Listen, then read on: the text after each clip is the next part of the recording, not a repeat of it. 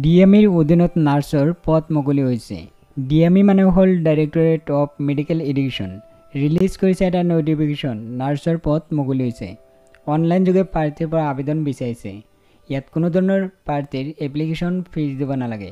এই ভিডিঅ'ত জনাই দিয়া হ'ব কি পাছ হ'লে ফৰ্ম ফিল আপ কৰিব পাৰিব, চেলাৰী কিমান, বয়স কিমান হ'ব লাগিব, কেনেকৈ এপ্লাই কৰিব, গোটেই ডিটেইলছ এই ভিডিঅ'ত কম সময়ৰ ভিতৰতে জনাই দিয়া হ'ব। ভিডিঅ'টো স্কিপ নকৰিব। ইয়াতে চাই লওক, ইয়াত কৈছে যে ডাইৰেক্টৰেট অফ মেডিকেল এডুকেশ্যন বোৰ্ডে ৰিলিজ কৰিছে নটিফিকেশ্যন আৰু ইয়াত কৈছে যে ফ্ৰেছ অনলাইন এপ্লিকেশ্যন, নতুনকৈ এপ্লাই বিচাৰিছে, আবেদন বিচাৰিছে প্ৰাৰ্থীৰ পৰা।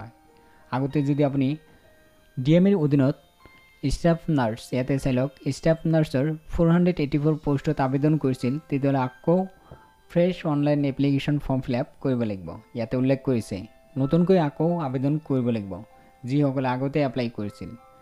যদি আপুনি এতিয়ালৈকে আবেদন কৰা নাই বা আবেদন কৰিছিল কিন্তু এতিয়া নতুনকৈ online application form fill up কৰিব লাগিব। ইয়াতে চাই লওক ষ্টাফ নাৰ্ছৰ পদ মুকলি হৈছে 484। ইয়াত উল্লেখ কৰিছে যে চেলাৰী হ'ব 14,000 পৰা 60,500, লগতে গ্ৰেড পে থাকিব 6,800। এতিয়া জানি লওক কোৱালিফিকেশ্যন, অৰ্থাৎ কি পাছ হ'লে ফৰ্ম ফিল আপ কৰিব পাৰিব। BSc নাৰ্ছিং বা GNM পাছ হ'ব লাগিব, ইয়াতে উল্লেখ কৰিছে। লগতে মিনিমাম 1 year ৱৰ্কিং এক্সপিৰিয়েঞ্চ বিচাৰিছে ICUৰ ওপৰত আপোনালোকৰ 1 year অভিজ্ঞতা থাকিব লাগিব, তেতিয়া আপুনি ফৰ্ম ফিল আপ কৰিব পাৰিব। তাৰপিছত ইয়াতে কৈছে যে নাৰ্ছৰ যিটো ৰেজিষ্ট্ৰেশ্যন থাকে সেইটো আপোনালোকৰ ৰেজিষ্টাৰ হ'ব লাগিব Assam nurses midwives and health visitor council, ইয়াৰ পৰা ৰেজিষ্টাৰ হ'ব লাগিব। তাৰপিছত ইয়াত কৈছে যে আবেদন কৰা প্ৰাৰ্থীৰ বয়স হ'ব লাগিব 18 পৰা 40 ভিতৰত, মানে 18 বছৰ পৰা 40 বছৰ ভিতৰত হ'ব লাগিব। ইয়াত ৰিলেক্সেশ্যন আপোনালোকে নটিফিকেশ্যনত চেক কৰিব পাৰিব। তাৰপিছত ইয়াতে কৈছে যে যদি আপোনালোকৰ ডকুমেণ্টছ ভেৰিফিকেশ্যনত মাতে তেতিয়াহ'লে আপোনালোকৰ কাম কৰিব লাগিব অৰিজিনেল ডকুমেণ্টছ লৈ যাব লাগিব, লগতে জেৰক্স কৰি লৈ জমা দিব লাগিব। ইয়াতে উল্লেখ কৰিছে যদি আপোনালোকক মাতে ডকুমেণ্টছ ভেৰিফিকেশ্যনৰ, ইয়াত উল্লেখ কৰিছে।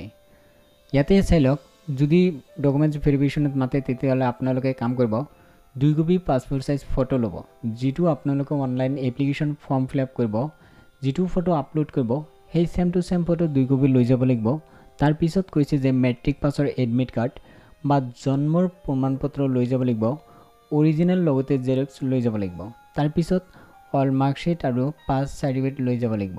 তাৰপিছত কৈছে যে Assam nurse midwives and health visitor council registration যিটো চাৰ্টিফিকেট থাকে সেইটো লৈ যাব লাগিব। তাৰপিছত কৈছে যে যিসকল কেণ্ডিডেটৰ কাষ্ট চাৰ্টিফিকেট আছে সেইসকল কেণ্ডিডেটৰ কাষ্ট চাৰ্টিফিকেট লৈ যাব লাগিব।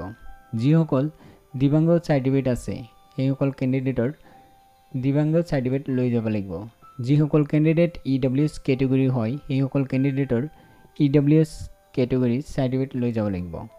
আৰু ইয়াতে কৈছে যে পাৰ্মানেণ্ট ৰেচিডেণ্টশ্বিপ চাৰ্টিফিকেট মানে PRC লৈ যাব লাগিব। তাৰপিছত ইয়াতে কৈছে যে আবেদন কেনেকৈ কৰিব। আবেদন আপোনালোকৰ অনলাইন যোগে কৰিব লাগিব। ইয়াতে চাই লওক অনলাইন আৰম্ভ হ'ব অক্টোবৰ মাহৰ 1 তাৰিখ, লাষ্ট ডেট হ'ল অক্টোবৰ মাহৰ 7 তাৰিখ।